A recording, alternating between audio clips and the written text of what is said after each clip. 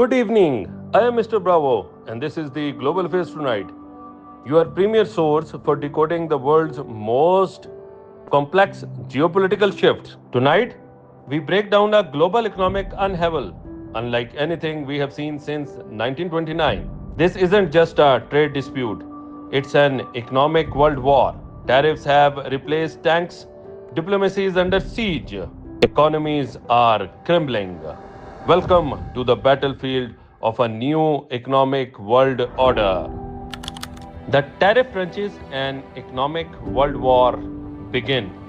The United States has triggered shock waves, imposing a brutal 29% tariff on both Pakistan and India.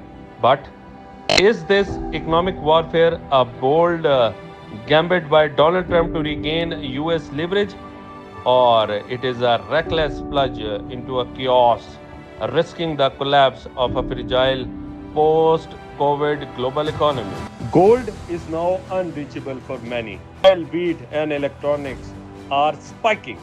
Global inflation is rising like a tide, and the developing countries stand at ground zero. We may be witnessing the opening salvos of economic world war. Chicken's necks squeezed. Yunus deepened ties with China. In a bold pivot, Bangladesh's interim chief advisor Muhammad Yunus has signed a new green corridor and energy deal with China. Why does this matter? Because these deals strategically bypass India's sensitive chicken neck, a narrow land strip linked Indian mainland to its northeastern states. This deepened Dhaka-Beijing ties and leaves India's seven sister states geopolitically vulnerable. It also opens a new export door for Pakistan as China may turn to it for important textile, IT services, surgical tools, and agriculture. Bangkok summit tension explored over Hasina's extradition. At the recent BIMSTEC summit in Bangkok, Indian Prime Minister Narendra Modi and Mohammad Yunus faced off for the very first time since Sheikh Hasina's ouster. Hasina, now in India, is wanted back in Dhaka. Bangladesh calls her accusation inflammatory. India refused to extradite. Meanwhile, Modi raised a human rights concern alleged atrocities against Hindus. Dhaka calls their narrative exaggerated. No deal was struck, but the warning was loud and clear. If this escalates, South Asia burns. Question remains, what will be costly now? The ripple effects are already hitting household. Gold now a luxury only be for the riches. Consumer electronics and food staples price skyrocketing. Oil and energy climbs with no ceiling in sight. Inflation is no longer an economic term, it's a daily crisis. Opportunity in the crisis. What can Pakistan export to China? Aimed the chaos. Opportunity calls for those who are ready. With American doors narrowing, China may turn to Pakistan for high quality textiles, processed agro foods, surgical instruments, IT outsourcing, and rare earth minerals. But quality is the king. Nations like Vietnam and Indonesia are already ahead. Pakistan must innovate or be left behind. Counter tariffs not an option, say experts.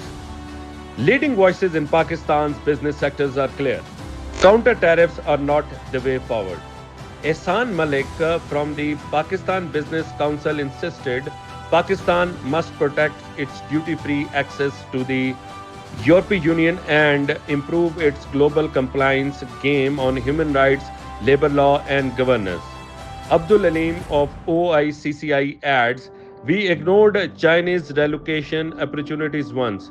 We cannot afford to miss the next window. Message to Islamabad, reform fast or fade away.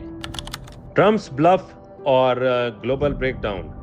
Is Trump playing a high stake game for a battle global deal or pushing the world into a historical recession? He calls that America first. But if the market clashes, there may be no America left to lead. Market meltdown, economic world war hits Wall Street. Breaking news: in just 2 days, the US stock market has plummeted by 20%. The Dow alone has lost over 3 trillion. Let that sink in. $3 trillion wiped out in 48 hours. The world markets spiraling with them. This was just phase 1 of Trump's tariff offensive. Phase 2 begins next week.